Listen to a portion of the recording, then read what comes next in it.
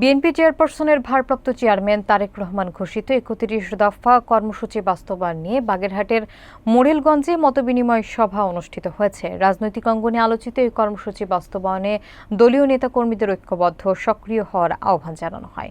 বিস্তারিত থাকছে শেখ রাকিব হাসানের প্রতিবেদনে। ক্যামেরায় ছিলেন নাজমুস সাকিব। সোমবার বিকেলে পঞ্চকরণ ইউনিয়নে আয়োজিত সভায় প্রধান অতিথি ছিলেন বাগেরহাট ৪ আসনের জননেতা কাজী খায়রুজ্জামান শিপন। প্রধান বক্তা ছিলেন উপজেলা বিএনপির আহ্বায়ক শহীদুল হক বাবুল। সভায় আরও বক্তব্য দেন পৌর বিএনপির সভাপতি শিকদার ফরিদুল ইসলাম, সাধারণ সম্পাদক মোহাম্মদ আসাদুজ্জামান মিলন, উপজেলা বিএনপির সাবেক সাধারণ সম্পাদক মোহাম্মদ খান, কেরামত আলী সহ বিভিন্ন অঙ্গ এবং সহযোগী সংগঠনের নেতৃবৃন্দ। বক্তারা বলেন, ৩১ দফা শুধু রাজনৈতিক সংস্কার নয়, বরং দেশের অর্থনৈতিক ও সামাজিক উন্নয়নের একটি সুস্পষ্ট রূপরেখা।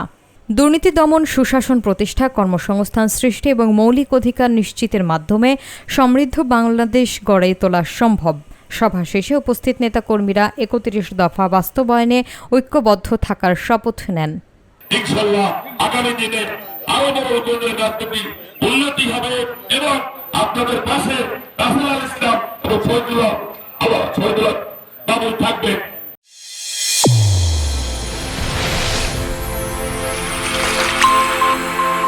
চ্যানেল A1 হৃদয়ের স্পন্দন।